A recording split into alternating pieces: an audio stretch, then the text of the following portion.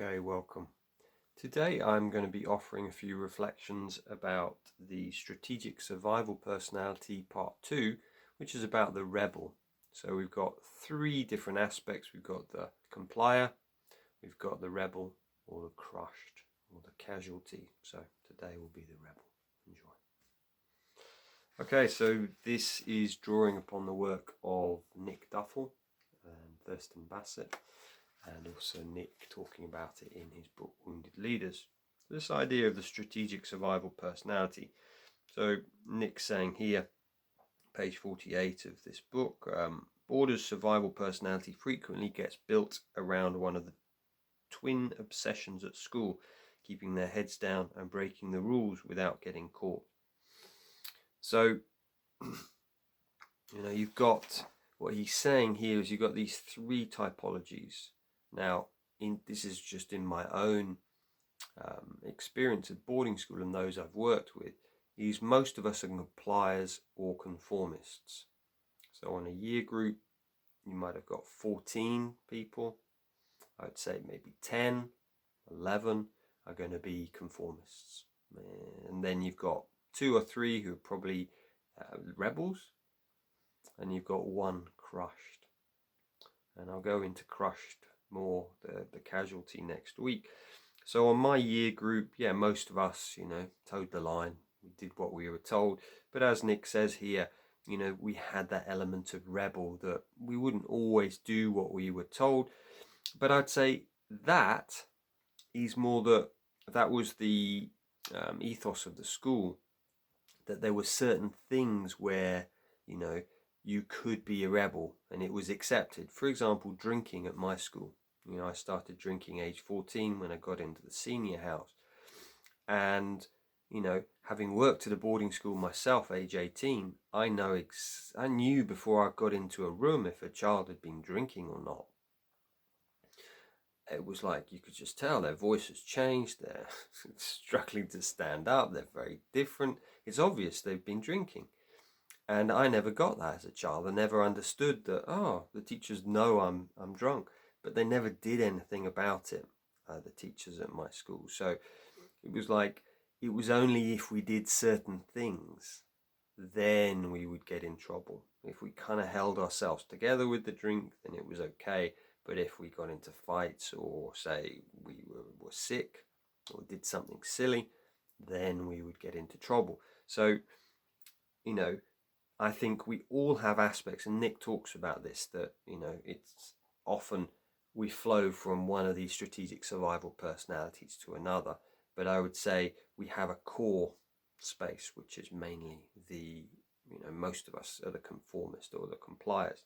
So with the rebels, in my school, 1 or 2 people who would just push the line a little bit more. They were the ones who were smoking. I don't know this, but probably drugs as well. And, if we got caught with drugs, that was expulsion. So they were really pushing the line, the rebels. They weren't doing what everyone else was doing. They were pushing the boundary just that little bit more. What he does say, Nick, I think it's in Wounded Leaders, this idea that the rebel and the conformist have managed to disassociate completely. There's a total dissociation. So for me as a conformist, it was total dissociation from my feelings. I'm shut down. I'm kind of, you just don't mess with me. How I cope, the psychopath. You just keep away from me because you don't know what's going to happen. So this idea that I totally dissociated. What Nick's saying is that the crushed, the casualty, hasn't fully dissociated. They've not been able to shut down. And I'll talk about this next week. But this idea that, because of that, then they receive the bullying because they're not able to dissociate. But we're on the rebel today. And what Nick talks about the rebel, he says these survivors have recognized the problem of boarding and care about what happened to them as a child. However, they may develop a tendency to excessively blame boarding school parents and all authorities in general for all the problems in their lives.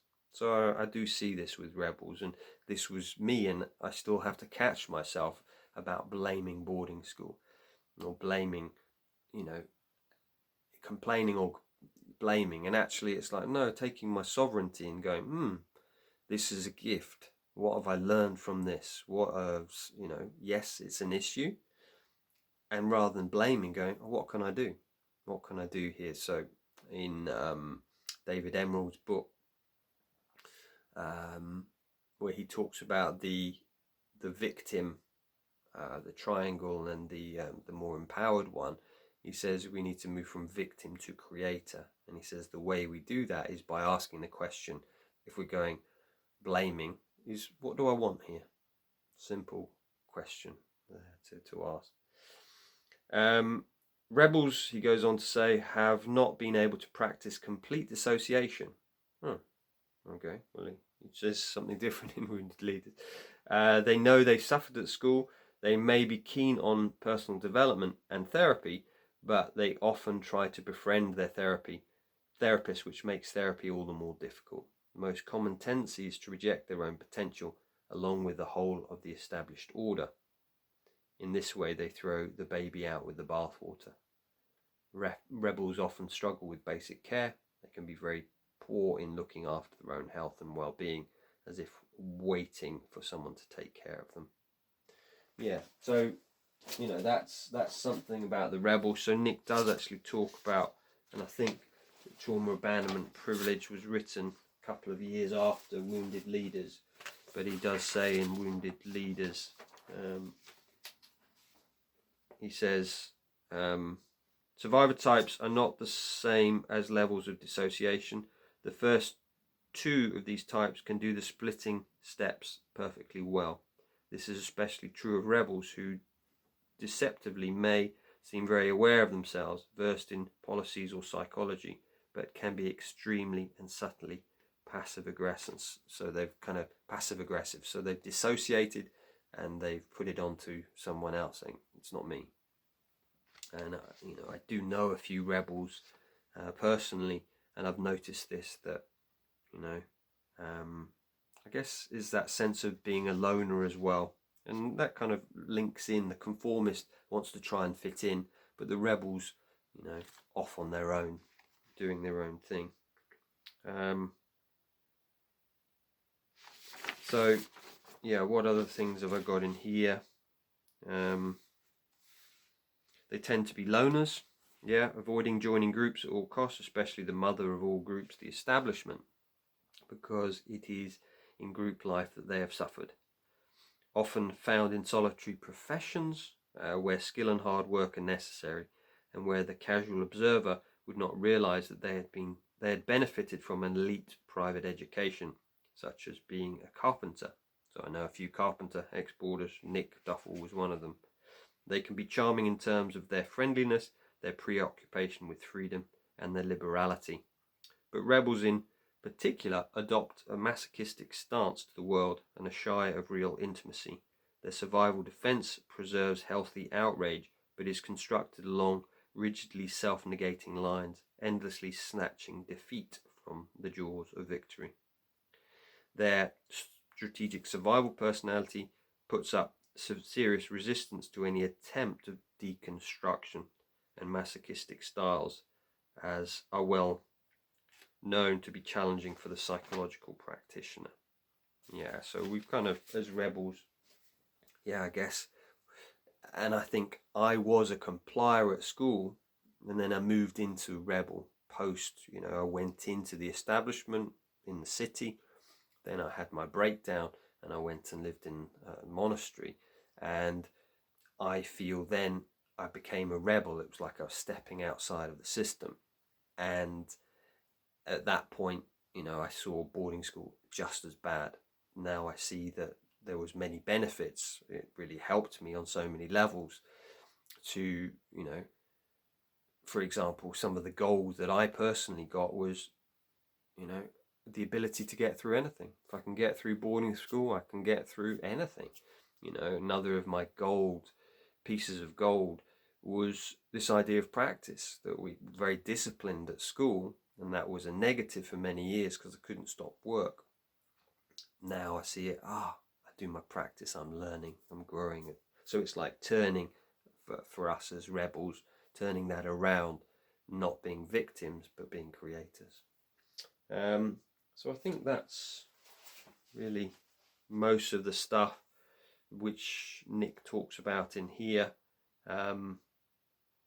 Yeah, he says rebels are more often comfortable with displaying anger than grief, and may get caught in an anti-authority stance towards the whole of society. A rebel must have a cause, so they often get involved in political or spiritual issues.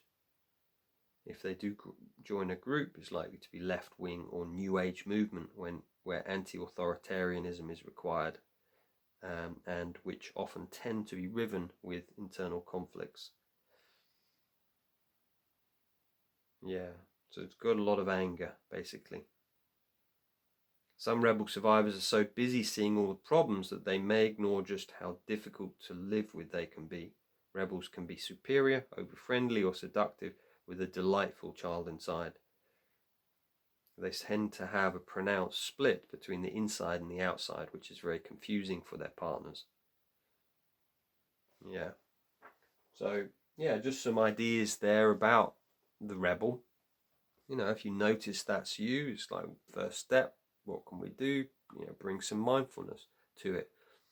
I'm doing the rebel thing here. And I noticed that with one of my friends who's an ex-boarder, is you ask him to do something, he'll do the opposite. He'll do the rebel, you know, even if it's not what he wants to do, but he'll just do the opposite, you know. They talk about that in psychology. That's the moving away from, you know, some people it's moving towards, see what everyone else is doing, you do that. Whereas the moving away is that, you know, you see what everyone else is doing, you do the opposite, even if it's not what you want to do. And I see that with some of my friends. You know, so it's like, noticing I'm difficult to live with. Maybe I'm triggered, right? Okay. Notice when I'm triggered, my old patterns come up, as they do with me. It's like, catching myself. How do I shift this moment? You know, and it might be just simply getting to bed early, having a bath, going for a walk, you know, simple self-care. And what Nick's saying here, the rebels, we struggle to have self-care. You know, we're not taking care of self. So the way to remedy this is just to have our routines, right? Getting up early, going to bed early, eating well, sleeping well. It's like the fundamentals. We follow those. And when we're feeling bad, we keep doing those things. It's really, really important. So yeah, just some ideas about the rebels. If you have any questions about that, you know. So yeah, it's fascinating just to see that we will fit into one of these categories. And next week I'll talk about the crushed. You know, some stories from my school of some of the crushed that I saw and the horrific bullying that went on. And yeah, it was basically accepted, you know, because that was what happened. There was always someone who was going to be crushed. And it's, pretty horrific to hear and see. And I've heard lots of stories from many other schools since then, which were equally as horrific. So yeah, wishing you well and have a great week. Any questions, please do let me know.